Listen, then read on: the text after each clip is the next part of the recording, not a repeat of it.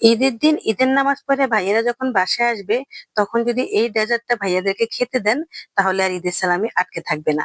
Guarantee দিয়ে বলছি। স্বাদে যেমন ভরপুর, দেখতেও তেমন সুন্দর, আর খুব সহজেই তৈরি করা যায়। আসসালামু আলাইকুম, কেমন আছেন সবাই? আশা করি ভালো আছেন। আলহামদুলিল্লাহ, আমিও ভালো আছি। এখানে আমি স্টিক সেমাই নিয়ে নিয়েছি, আর এগুলোকে বিশেষ করে আমাদের দেশে বাংলা সেমাই বলে। আগেকার মানুষেরা ভেবেই নিয়েছে এটা হচ্ছে গরিবের সেমাই। সত্যি বলতে এরা যে এত রাজকীয় সেমাই, সেটা কল্পনাও করতে পারবেন না। এই সেমাই এখন অন্যান্য সেমাইকেও হার মানিয়ে দিয়েছে। এতটাই মজার মজার খাবার তৈরি হয়। তো যাই হোক, আজকেও আমি একটা মজার খাবার তৈরি করব, মজার একটা ডেজার্ট তৈরি করব, যেটা আপনারা ঈদের সময় বানাতে পারেন। প্রথমে সেমাইগুলোকে আমি একটু ভালো করে ভেঙে কুচু কুচু করে নিয়েছি। তারপর একটু বাটার দিয়ে দিলাম, আর বাটারের সাথে বা সেমাইগুলো ঢেলে দিলাম। এখন সেমাইগুলোকে একটু লাল লাল করে ভেজে নেব। এই তো ভাজা হয়ে গেছে। এখন আমি আমার পরিমাণ মতো চিনি দিয়ে দিয়েছি, আর তারপর দিয়ে দিলাম একটু পানি। পানিটা দিয়ে সেমাইগুলোকে একটু সিদ্ধ করে নিচ্ছি। পানিটা পরিমাণ মতোই দিতে হবে, সেমাই যাতে একদম গলে না যায়। তো যাই হোক, আমি চুলার আঁচটা একদম কমিয়ে দিয়েছি, আর এখন হালকা হাতে একটু নেড়ে চেড়ে দিচ্ছি। এভাবে লাড়তেই হবে, লাড়তে লাড়তে একটা সময় দেখবেন এভাবে ঝুরঝুরা হয়ে গেছে। আর তখনই বুঝে নিতে হবে সেমাইটা হয়ে গেছে। তারপর তাড়াতাড়ি গরম গরম অবস্থাতেই এখানে একটা ট্রের মধ্যে সুন্দর করে সেমাইগুলোকে সেট করে দিবেন। ও, আমি তো ভুলেই গেছি একটা কথা বলতে। আমি কিন্তু এখানে দুটো এলাচ আর একটা দারচিনি দিয়েছিলাম। সেমাইটা যখন হয়ে গেছে, তখন আমি দারচিনি এলাচগুলো তুলে ফেলে দিয়েছি। তো যাই হোক, তারপর আমি আবার একটা ছোট বাটিতে দুধ নিয়ে নিয়েছি, আর দুধের সাথে 1 টেবিল চামচ পরিমাণ কর্নফ্লাওয়ার, আর 1 টেবিল চামচ পরিমাণ আবার কাস্টার্ড পাউডার। বাস, দুটোটা ভালো করে দিয়ে একদম মিশিয়ে নিয়েছি, আর বাটিটা এক সাইডে রেখে দিয়েছি। আর এখন আমি আবার ফ্রাই প্যান বসিয়ে দিয়েছি, আর এখানে প্রায় আমি আধা লিটার থেকে একটু কম দুধ নিয়ে নিয়েছি। তারপর দিয়ে দিলাম এখানে পরিমাণ মতো চিনি।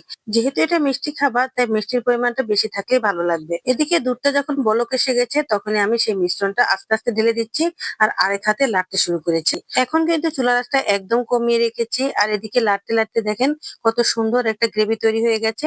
আমি কিছুটা বাদাম ছিটিয়ে দিয়েছি, বাস হয়ে গেছে। আর এখন চুলাটা বন্ধ করে দিয়েছি। তারপর এই গরম গরম অবস্থায় আমি এনে সেমাইয়ের উপর ঢেলে দিচ্ছি। এই সেমাইয়ের উপর সুন্দর করে সেট করে দিচ্ছি।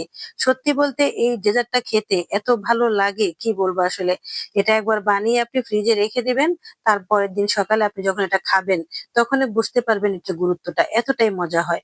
তো যাই হোক, এখন আমি উপর দিয়ে একটু বাদাম আর একটু কিশমিশ আর একটু খেজুর দিয়ে দিলাম। খেজুরটা চিকন করে কেটে কেটে দিয়েছি। এতে করে দেখতেও সুন্দর লাগছে, আর খেতেও ভালো লাগবে। তো তারপর এই তো দেওয়া শেষ হয়ে গেছে, আর এখন আমি তার উপর দিয়ে আবার সেমাই দিয়ে দিচ্ছি। সেমাইটা দিয়ে সুন্দর করে সাইড গুলো ঢেকে দিচ্ছি। সত্যি বলতে এই বাংলা সেমাইটাকে আমরা সবসময় একটু অবহেলা চোখে দেখেছি। কারণ আমরা সবসময় জেনে এসেছি যে এই সেমাইটা দিয়ে তেমন কিছুই বানানো যায় না। আসলে এটা হচ্ছে একদমই ভুল ধারণা। এই সেমাই দিয়ে অনেক মজার মজার ডেজার্ট তৈরি করা যায়, আর সেটা খেতেও কিন্তু অনেক ভালো লাগে। তো যাই হোক, আজকের এই ডেজার্টটা কেমন হয়েছে দেখেন, কেমন কতটা সুন্দর হয়েছে। আর এখন উপর দিয়ে বাদাম, খেজুর আর কিশমিশ ছিটিয়ে দেওয়াতে আরো ভালো লাগছে। ঈদের আগের দিন যদি এই ডেজার্টটা বানিয়ে রেখে দেন নরমাল ফ্রিজে, তাহলে ঈদের দিন খেতে কিন্তু অনেক ভালো লাগবে। এখন তো পুরোপুরি গরম চলে এসেছে, তাই ঈদের সময় প্রচুর পরিমাণ গরম থাকবে। আর এই গরমের সময় বাচ্চাদের জন্য এই ডেজার্টটা অনেক উপযোগী, আর ওরা অনেক পছন্দ করবে। এখানে বাদাম, কিশমিশ, খেজুর সবকিছুই আছে। একদমই পুষ্টিকর খাবার, কোনো রকম সাইড এফেক্ট নেই। এটা অনেক ভালো, অনেক স্বাস্থ্যসম্মত।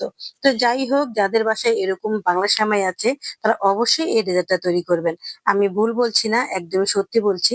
খেতে কিন্তু অসাধারণ হয়েছে। যাই হোক, আজকের এই সুন্দর ডেজার্টটা কার কার ভালো লেগেছে অবশ্যই কমেন্ট করে বলবেন, আর লাইক দিতে একদমই ভুলবেন না। আর যে যেখান থেকে কষ্ট করে আমার ভিডিওগুলো দেখছেন, তাদেরকে অসংখ্য ধন্যবাদ। এই রমজানে সবার জন্য রইলো আমার দোয়া আর ভালোবাসা। আবার দেখা হবে, কথা হবে নতুন কোনো ভিডিওতে। সে পর্যন্ত পাশে থাকবেন। আল্লাহ হাফেজ।